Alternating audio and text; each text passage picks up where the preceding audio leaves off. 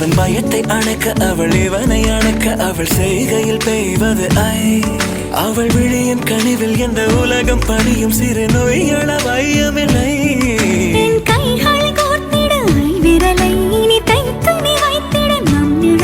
அவள் இதழ்களை நுகர்ந்து விட பாதை நடுக தவம் புரியும். ஐ என்றால் அது அழகு என்றால் அந்த ஐகளின் ஐ அவள் தானா? ஐ என்றால் அது கடவுள் என்றால் அந்த கடவுளின் துகள் அவள் தானா? ஐயோ என திகைக்கும் ஐ என வியக்கும் ஐகளுக்கெல்லாம் விடுமுறையை அவள் தந்து விட்டாள். அவள் வந்து விட்டாள்.